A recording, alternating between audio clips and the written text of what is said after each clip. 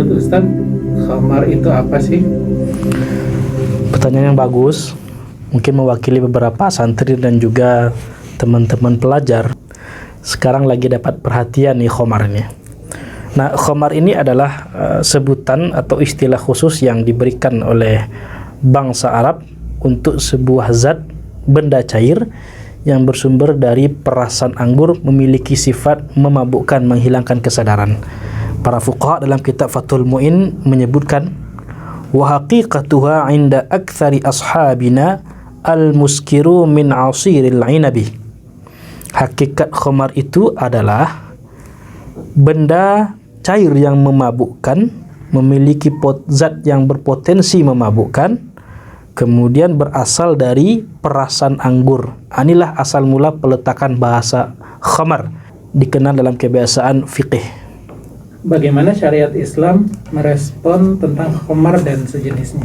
Baik, sesungguhnya ini sudah definitif dalam syariat Islam. Khamar ini sudah didefinisikan dalam syariat Islam sebagai suatu minuman yang dapat menghilangkan akal sehat sehingga dicela pelakunya, bahkan dapat dihukum.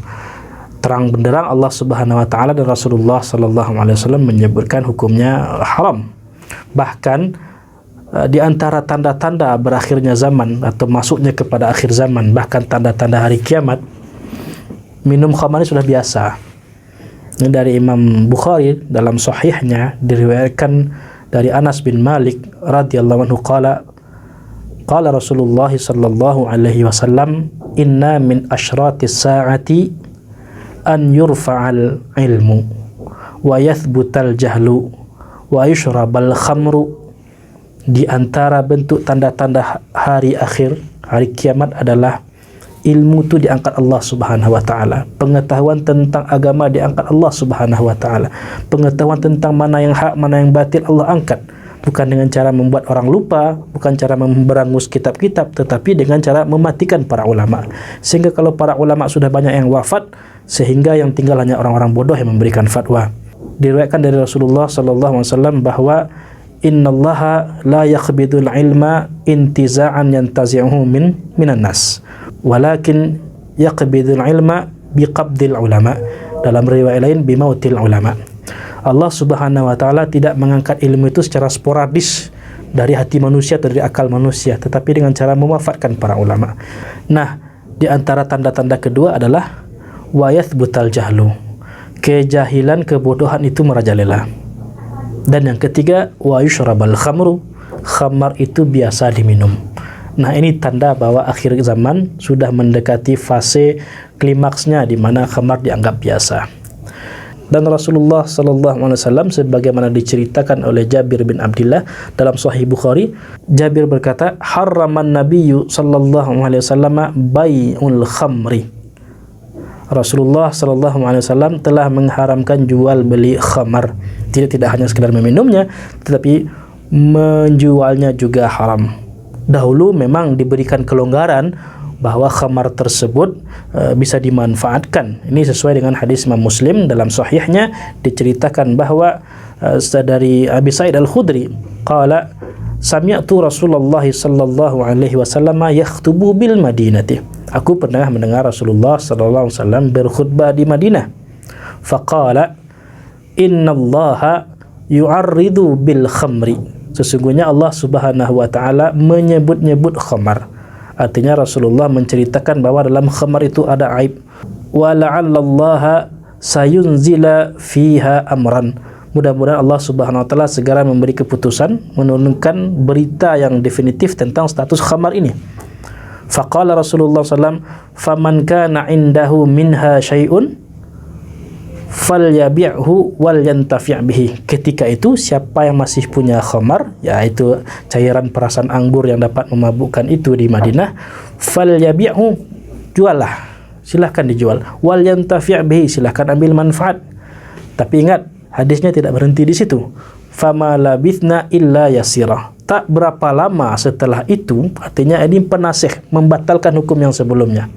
Qala Rasulullah sallallahu alaihi wasallam, Rasulullah kembali berkhutbah dan bersabda, innallaha harramal khamra. Allah Subhanahu wa taala mengharamkan khamar.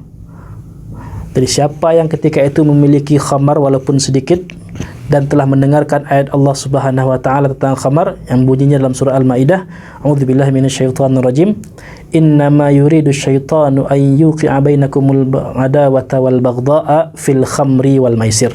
Sesungguhnya setan berusaha untuk menyemburkan, meniupkan permusuhan dan kebencian di antara kalian melalui perantara khamar ini dan melalui perantara perjudian.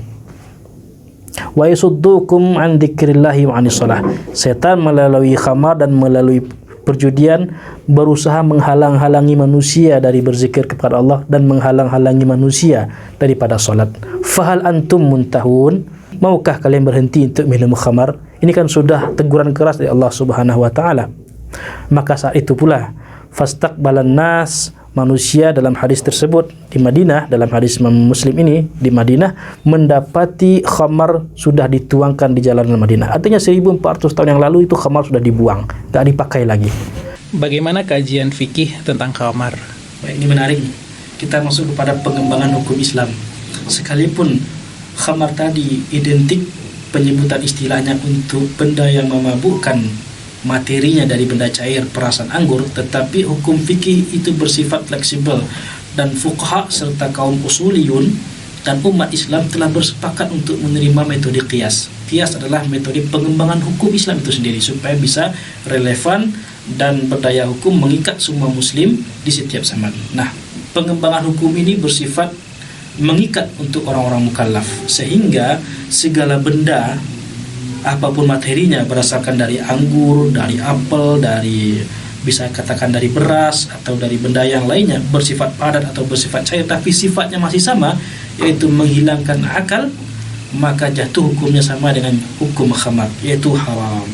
Nah, fuqaha itu mendefinisikan bahwa keharaman khamar itu tidak hanya berlaku efektif pada zat yang berasal dari perasan anggur, tetapi dari benda-benda lainnya yang memiliki sifat yang sama, yaitu menghilangkan akal, maka sudah dikategorikan sebagai hukum yang sama dengan hukum khamar, yaitu haramun, tidak boleh diminum, tidak boleh diperjualbelikan dan tidak boleh dimanfaatkan untuk kepentingan yang tidak diridhai Allah Subhanahu wa taala. Apa pesan Ustadz untuk para pelajar mengenai khamar? Anak Ustadz, para pelajar, para santri dan seluruh teman-teman pecinta ilmu, wajib bagi kita selaku muslim untuk menjauhi khamar dengan segala bentuknya, dengan segala jenisnya, dengan segala merek-merek yang ada embel-embel khamarnya di situ. Selagi memiliki sifat yang sama, tidak boleh bagi kita untuk mengkonsumsinya, apalagi bangga dengan mengkonsumsi khamar dengan segala macam merek yang ada di pasaran. Kemudian ini sudah ditegaskan oleh Rasulullah SAW dalam sebuah hadis riwayat Ibnu Majah, kullu muskirin khamrun wa kullu khamrin haramun.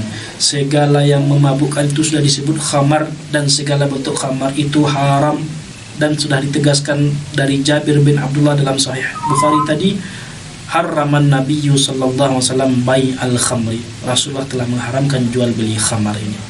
Maka pesan saya adalah hati kita harus mengingkari perbuatan apapun, usaha apapun untuk memberikan khamar tempat yang layak di negeri ini. Kita harus mengingkari itu.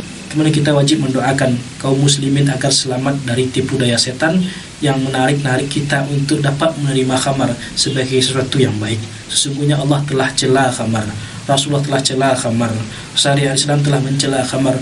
Maka wajib bagi kita untuk menghindari diri dan menjauhkan diri dari perbuatan meminum khamar. Bahkan dalam fikih juga disebutkan hukuman bagi peminum khamar itu dipukul atau dicambuk sebanyak 40 kali.